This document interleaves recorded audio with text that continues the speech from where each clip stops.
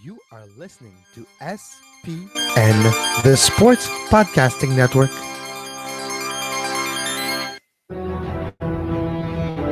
وتكلم من هناك لشوارشتايجر.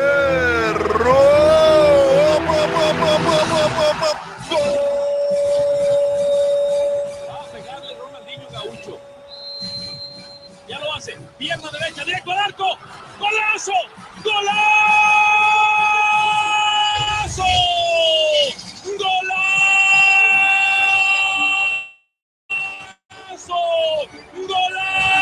This is Soccer Today, live on SPN Radio, your new live show about the beautiful game in all its glory, with Duane, Rollins and Kevin Laramee. MLS, EPL, La Liga, Champions League, all is fair game. Powered by the Sports Podcasting Network. Visit us at sportspodcastingnetwork.com. Welcome to Soccer Today. I record this show in Corsa Italia, part of Toronto, that 35 years ago to the day was exploded. It exploded with celebration as Italy won the 1982 World Cup 35 years ago today. So congratulations on the anniversary to my Italian listeners out there, our Italian listeners out there. But we're not going to dwell on that too much. It was a long time ago, and I don't know if any of us were really around enough to really evaluate the game. Kevin Laramee, how you doing? I'm doing pretty good. I was not around at all. I was minus 2 years old in 1982 doing, but I have to say, I saw the image that you posted on social media. It was nuts. There was like 100,000 people in the streets. It was kind of crazy in Toronto.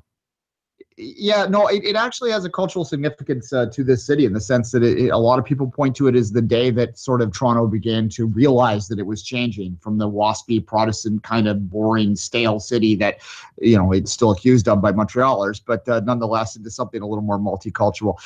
Speaking of multicultural, let's get our English friend on the line, Kris Heneage. How you doing, Christian? I'm not bad, thanks. How are you? Good. We have Christian on to have a bit of a European roundup of the transfer season. We've been so focused on all of the tournaments that are happening around here, in particular the Gold Cup, that we've kind of ignored the European stuff for a while. So I thought with yesterday being a day off for the Gold Cup that we'd take advantage to look at that today. And there's some breaking news for us to talk about off the top. James Rodriguez, 2-year loan to Bayern Munich. The rich get richer. Thoughts, Christian? I think it's a good move for all parties, realistically. I do think Real Madrid wanted more. I can understand that given the investment they put into him. But I think for James in particular, it's a good move because it gives him a chance to kind of kickstart his career again. I think in Madrid, it stalled a bit for him, partly because I don't think he applied himself in the way that he should have. I think if you look at the way Colombia as a national team treats him and gives him that platform and makes him the fulcrum, Real Madrid realistically were never going to do that. And I think that need to work, that need to put the effort in essentially is what really hampered him the most when it came to his time in Madrid. I think he became a little bit lazy. And I think now back with Ancelotti in Bayern Munich, I think that's a different prospect for him. And it's one that hopefully you would think he could thrive in. Fair enough. All right. When we originally booked you, the Wayne Rooney stuff was just starting, and I thought it would be fun to have a little bit of a conversation to sort of place him both in where you think he ranks and where he might rank in the all-time sort of United look of things, and to also sort of look at the transfer itself and what it means to Everton. So let's start with the first part of that question, and then maybe I'll have you follow up and sort of give me where you think Wayne Rooney ranks in the all-time United. Well, what's it mean for Everton? Where does he rank all-time in United's sort of player? Well, I think for Everton, what it does, for me, they're very reminiscent of Manchester City around 2007 in terms of you see where they want to be and you see where they are now, and it's about building the path in between the two destinations. I think realistically, it's more of a statement signing than an actual tangible improvement on the first team. I'm still curious as to where all these players fit in, because I think that might be Koeman's biggest task, is keeping everyone happy and keeping everyone in that attack motivated, because they have got a lot of players now and supposedly want even more with Gylfi Sigurdsson and a few others. In terms of Rooney and the tapestry of Manchester United, it's difficult because statistically, he bested Sir Bobby Charlton, so you would have to say he sits at the top. I think time will be the best clarifier on that, because at the minute I think things like the transfer requests and demanding the club sign more world-class players, they stick out as fairly nasty spelks in what is an otherwise smooth piece of wood. And because of that, it makes it hard to put him near the top, because his goals record was good. He helped win them things, but there's certainly a decent argument to be made that realistically he was there for a long time, and arguably longer than Fergie would have kept him there for. And we'll see that one playing itself out, and we'll work out where he really is. I think you have to say he's at least a legend. I think the term icon might be out of his reach at this stage, but his impact to the club and his value for money more than anything is unquestionable. I think he delivered numerous times for the club when they needed him. And has been in the news as well in the last few days, as well as Manchester United for another transfer, for Everton selling Romelu Lukaku to Manchester United. No, he's not back to Chelsea. He's going to Old Trafford, and got arrested on the same day because of a disturbance of the peace in Los Angeles, because of a party that was lasting way too long and was broken up about 7 times and just kept on going. What do you think about the new bromance going on at Old Trafford between Pogba and Lukaku? I think it makes sense when you think how they'll potentially link up, because Pogba got a lot of criticism last year, and I can understand it in parts. I've actually been watching a lot of his Juventus games from his last season there, just to kind of try and glean if there's something missing, or if it really is just a case of he's performing the same, it's just not having the same outcome at this stage. And I think if you look at last season, there were a number of times where he would create a chance or play a pass and it just wouldn't be finished. And I think with someone like Lukaku, you look how central Zlatan was to Manchester United last season, the fact that I think Pogba assisted Zlatan more than any other player, in fact, any other player combination. I think Romelu Lukaku fills that void. He comes in with, I think, a better conversion rate, more goals scored against the top 6. And essentially what you have is I'm careful how I phrase this, but almost a better finisher in that final third for Pogba to try and hit. And I can understand why I'd be quite excited about that, because also Lukaku will work for them on the break. He'll be able to help in quick transitions. And I think overall what this is for Jose Mourinho is an affirmation of his style and staying true to that. Because if you look throughout his career, whether it was Drogba or Costa, he's like that traditional number 9. He's never really, to my mind, played with this false 9 that we see kind of creeping through with Alexis at Arsenal and Firmino at Liverpool and even Gabriel Jesus at Man City. Mourinho's been true to the classic number 9. And I think in choosing Lukaku over someone like Morata, he's almost reaffirmed that belief that for him it's the best way to go. Is Manchester United better now than 12 months ago? After the Zlatan, the Pogba, the big signing and the big hoopla and the hype surrounding those two signing, better with this signing this year? I think if you look purely at the numbers, you would say yes, because Lukaku scored more goals last season than Zlatan. I mean, granted, you have to give the context of the fact that he suffered that horrible injury. With that said, what's changed for them now is what I touched on in that last answer, is they've now got someone that can really help them in counter-attacking opportunities and quick transitions. I think Zlatan has a number of fantastic talents and brings a variety of great skills to a team. Pace is not one of them. And I think Lukaku's ability to carry the ball, he's not the most complex of dribblers, but he can still do something with it. That changes the dynamic of that Manchester United attack ever so slightly. The fact that he can create his own chances in the box, the fact that he is a very good finisher inside the penalty box, changes things just, again, ever so slightly. So I would have to say, yeah, I think Manchester United are better than 12 months ago, but it's very much small margins. And I think that's realistically what was always going to be key for them this summer, was shifting the small margins, because it really wasn't a drastic need for change compared to last season, because it was a lot of draws that stopped them winning the championship, not losses. True enough. This is a live show. The beauty of it is you get more breaking news as it goes along. Apparently, Dani Alves' plane landed in Paris. So what does that mean to City, that they seem to have lost out on what was a considerable target for them for quite a while? I think it's a disappointment. If there's one thing I think we can take from from last season with Manchester City. It's the unfortunate fact that I think Guardiola slightly overrated the ability of the players at his hand to adapt to what he needed. And at the same time, I don't think maybe he was adaptable enough either. So it was a little bit of a bad mix. With that said, he obviously identified he wanted drastic change this summer. And really early on, they went and got Bernardo Silva, who I think is the perfect Guardiola-style attacker. A colleague of mine, Nico Morales, drew the comparison that it'll actually be less like David Silva and more like Messi, which, again, it sounds like a bold claim to make, but what I think he means by that is he'll drive with the ball, which is something that can't be underrated. I think in terms of Alves specifically, of course, it's a disappointment. At the same time, if you're trying to find good reasons or positives to take, there's no guarantee that he transitions well to the Premier League. It could be like Maicon, who really, I think, didn't enjoy English football much.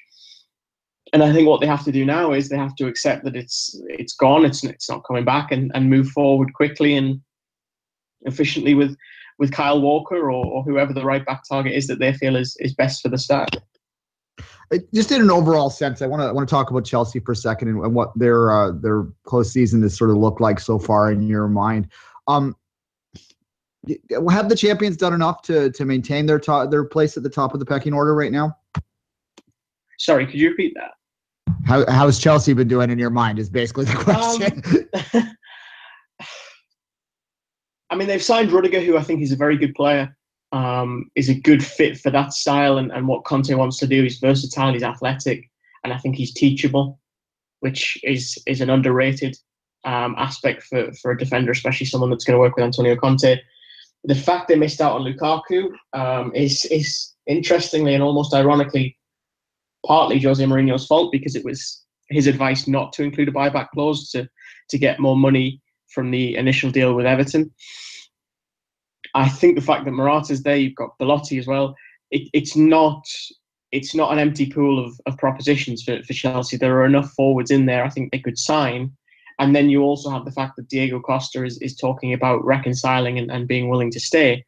So I think what they need to do realistically by the end of this week is decide how they want to move forward. And again, much like Man City, then move boldly and move quickly. Because if you're going to keep Costa, who in fairness was very good last season, you've also got Michy Batshuayi in there, who was a bit part player. And I can't imagine wants that same role again this season, probably wants a bit more of a chance at things. Do you need a striker in there? You've also got a number of young players, the likes of Andreas Christensen, who can come in and potentially do something. So I think they need to decide how much they need from the market and how much they've already got, because the temptation is to go and buy in the same way that they want Bakayoko and these kind of things. But you could argue there's enough players in there for Chelsea to build a more than suitable squad for their needs and commitments this season. Speaking of transfers and the transfer season, Major League Soccer during the summer shops around as well. And we all know, Kris, that it's a league that you follow very closely as well. What are you hearing out of England, out of Europe right now, the potential targets maybe for some Major League Soccer teams? Well, in fairness, what I'm hearing more often is players coming out of Major League Soccer. In terms of Dom Dwyer having interest in England, Jack Harrison having interest in England.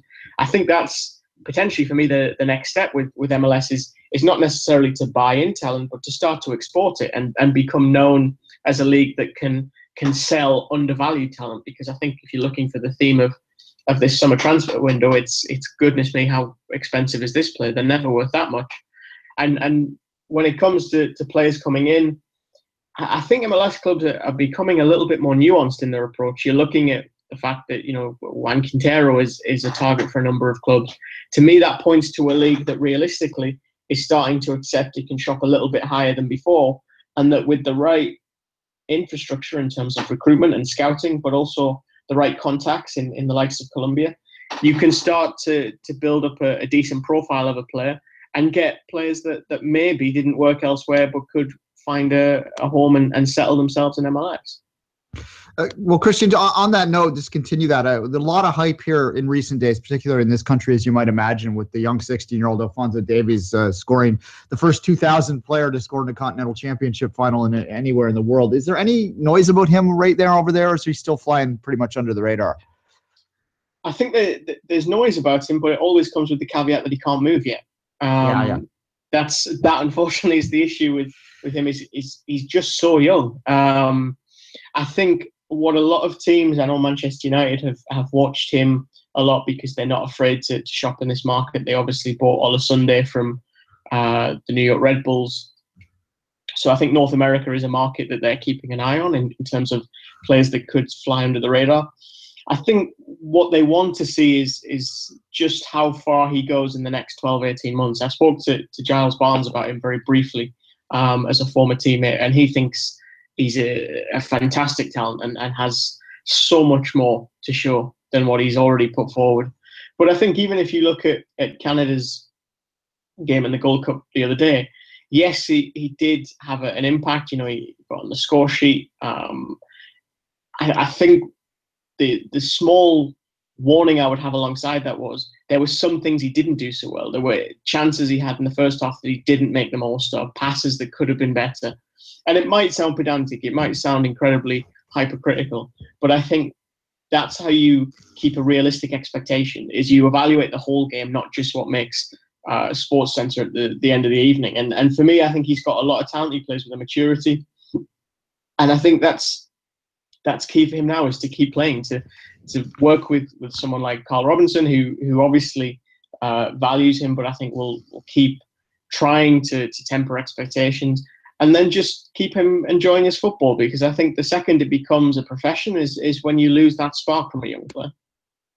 All right. I like to wrap it up with a general question about the rest of us. We've talked about the big clubs, but is there any of the smaller clubs, the mid-table clubs, that you think that have really made a mark in this transfer window that might be able to take a step up next year based on the signings? Well, I mean, you could definitely point to Everton. I think they've done some very good business. I think Huddersfield, there was a lot of uncertainty about the kind of players they would be bringing in, but I think they've managed to blend things quite well. They've got Aaron Moy, who they know exceptionally well. Scott Malone, who I thought when he played against Huddersfield was absolutely fantastic when Fulham destroyed Huddersfield. I think it was 4-1 at the John Smith Stadium. And then it's players that even if they do go down, you have to think, well, that'll be a more than serviceable player in the Championship. A guy like Tom Ince, who has a point to prove, but if they do drop down, is more than adequate for a Championship side. And then just a nice little sprinkle of players that we're not too sure on. The forward from Porto, I think, is a good fit for Wagner's style, but also could be someone that works well in England. And then you throw in Casey Palmer, again, a player that they know very well. It's just very smart, sensible business. And I think it can be very easy to go the other way with that when you get promoted, especially the first time, because you think, well, we need to have a great go at this and we need to throw everything forward, whereas actually a little bit of consideration goes a long way. Up in your neck of the woods, as a final question, how has Sunderland positioned himself for that year in the Championship? Are they able to get back up, do you think? I'd be very surprised, personally. I think Simon Grayson is a good steadier of the ship, if you will. But I think you look at the fact they've taken two young lads on loan from Everton, Tyus Browning and Brendan Galloway. To me, that's a sign that the club is maybe not blessed with the cash that, say, Newcastle had last year when they came down and were able to sell, I think, something like 60-70 million's worth of player. Even Aston Villa, who put a good dent into the transfer market when they came down. I think it's going to be about stabilisation this year. Maybe they can use a little bit of that Pickford money for someone like Aidan McGeady and Max Gradle, who I've heard are very strongly linked to Sunderland and the club have a big interest in. But other than that, I think it's about clearing the decks, really. This is for some Sunderland fans, this is the perfect time to do it. And I think they're going to have to stick together and accept that, as it's the case for many a team that drops down, there's going to be days where you don't want anything to do with your football club, and there are days where you feel like you're starting to pull in the right direction. Fair enough. All right. Anything you want to promote before we say goodbye? Nothing at the minute. Nothing springs to mind, sadly. Okay, all right. Well, hire Christian if you're out there listening. But nonetheless, we thank you for your time as always, and we'll talk closer to the season again. Thanks for having me, guys.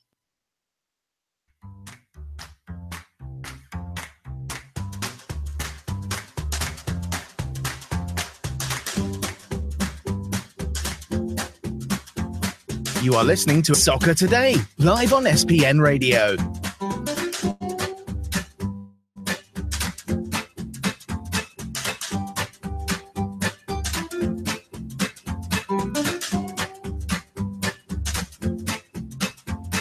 Visit sportspodcastingnetwork.com for more. Kevin? Yes.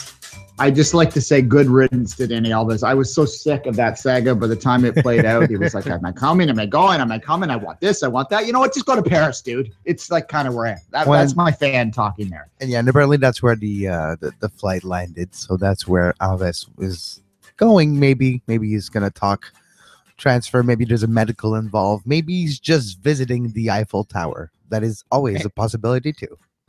Yeah, it seems like what a footballer would do on his holiday is go to like the most cliched tourist attraction possible. Right. Anyway. Exactly when the transfer window opens. There's no coincidences there. No, right?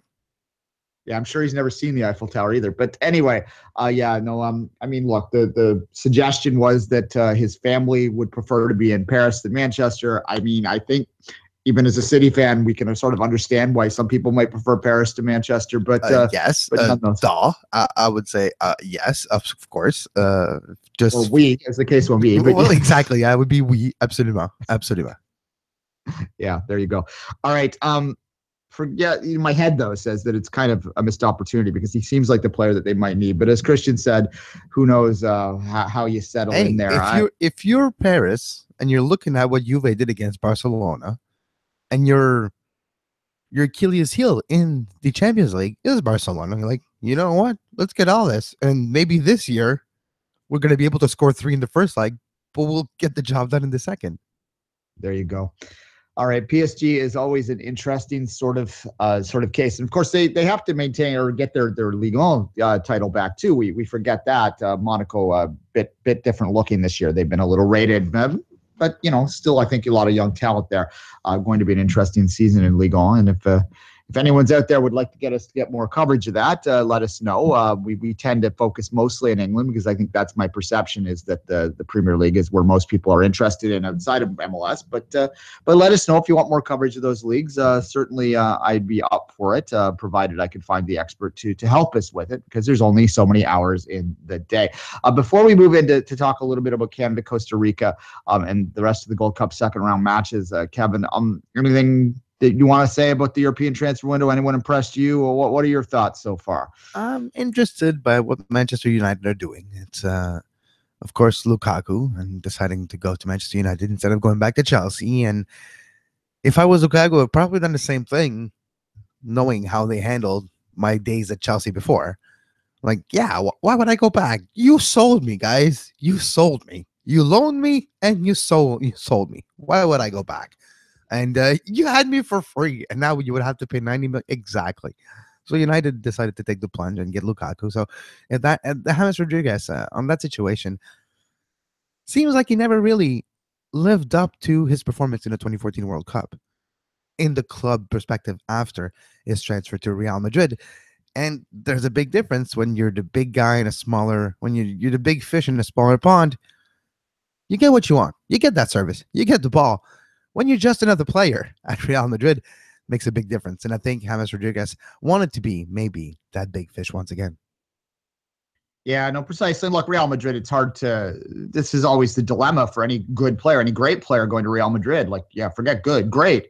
You still have to battle for time. And sometimes you may get left out because of fit or because of many things. And look, Bayern Munich, there's a lot of riches in that midfield there right now. And he's going to just add to it. And in terms of the German league, you'd have to, even if you're Dortmund, you're just shaking your head. Like, how do you possibly keep up with that? It's one of the things that I think the Bundesliga might have to, consider in a while. A lot of people like the Bundesliga football, but one of the reasons I think that I have trouble getting into it too much lately, and this is sort of runs contrary to some of the stuff I say about Major League Soccer, I admit, but it's that Bayern's just so dominant in it right now that it's hard to get too excited about it. But True, nonetheless, but there's some hope when you're Borussia Dortmund and Mario Götze is finally on the mend after illness that's been giving him some ailments over the last few months. Now he's on the mend. Maybe he's going to be acting as a, he's not a transfer per se, but he's been gone for so long that when he comes back, he adds something to the team with Aubameyang and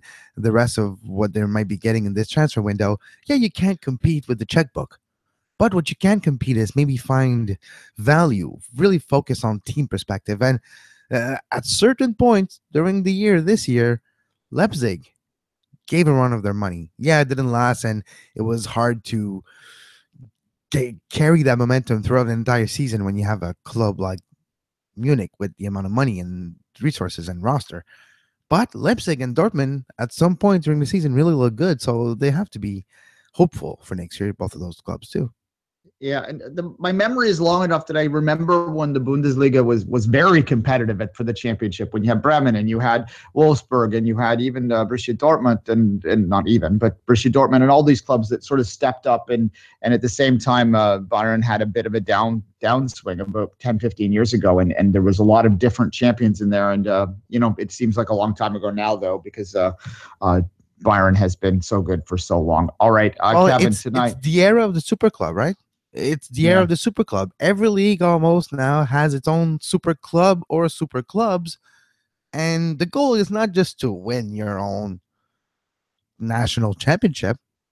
It's to go at the continental level and be effective. And everybody wants that attention, that limelight. And you kind of have to go to the super club route to get it now. Well, the Champions League money, it's self-perpetuating, right? Once you start to become a regular Champions League appearing team, you're going to get a lot of money, which just allows you to reinforce more, which makes it more likely that you're going to get back, which makes it more likely you're going to get more money. And we're talking about modern football right now, so which has its beauties because you got to have a lot of great teams to watch and a lot of great football to watch. What might not be great football, but we will watch and we will watch with great passion is the Canadian men's national team tonight against Costa Rica. And I don't know. Thoughts heading in with to quickly end this show here, Kevin? Hopes, fears? Not afraid of the Ticos. What's the worst that could happen? What's the worst that could happen? At this point, we've experienced the worst. So I'm not afraid. I'm not going in with anticipations. I'm not going in with any apprehensions. I'm going in with the hopes and the feeling of seeing a Canadian team that showed something we haven't seen in a long time in the Gold Cup. Goals, win. And tonight, they're just going to do their best. And that's all I'm asking. That's all we're hoping. It's pretty much going to happen. And I have to say, seeing Canada with the ball going forward, damn, that was nice to see. I'm not saying we're going to see it tonight, but at least we're going to see some spur of it. And I know we're going to see a chance, and we're going to see a Bellew pull off something against a Tico, and it will be amazing. And you know what? There's a chance of a result. I'm saying there's a chance. There is a chance. Yeah, okay, we should have had the clip set up, but at any rate, look, I think that there is importance, and we said this yesterday. I'll reiterate it today. There is some value in the fact that Canada got the job done against a team it should beat, and it went out there and it attacked with bravado and it attacked with fearlessness, and it was able to get it done. Now, the two goals against, particularly the second one, because the second one was a defensive brain fart followed by a goalkeeping error. Yeah, it's troublesome, but as long as you got the job done in the end, and they were able to recover from that and get another goal to salt it away. So we'll give them a bit of a pass on that. Be a devil's advocate here, Duane, for a second. What do you want? You wanted goals. You got goals. Can't ask for everything. Yes. One thing at a time. Baby steps. If we started scoring goals, okay, we'll reassure the defense eventually. We're going to get there. Yes. Well, they were joking on Extra Time Radio that they wanted the U.S. was going to trade a couple of their defenders for Alphonso Davies and allocation money, but we're not giving Alphonso Davies up. But are you crazy? Like, who are you going to give us? Like, come on. We finally have a guy that's like under 20 that people want. What's the last time that happened?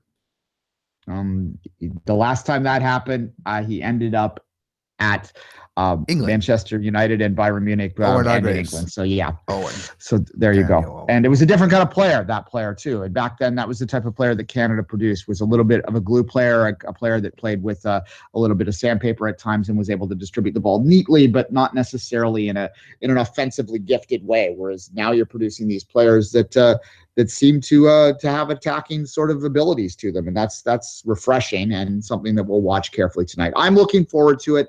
I'll be at Scallywags with the Toronto Voyageurs. There will be parties across the country. If you go to the Voyageurs Facebook page, which is just simply search Voyageurs on Facebook, and you'll find it. You'll have a list of all the parties across the country. If you want to start one of your own, just tweet at the Voyageurs or message it on the Facebook page. Call the bar, make sure they'll play it. It's on all the TSN, so it shouldn't be that difficult to get on. And go. Even if it's 4 or 5 of you, it's a start, and it's a good thing to do. And on that note, Kevin, I'll leave it at that. We'll give lots of exclusive and exhaustive coverage of this tomorrow.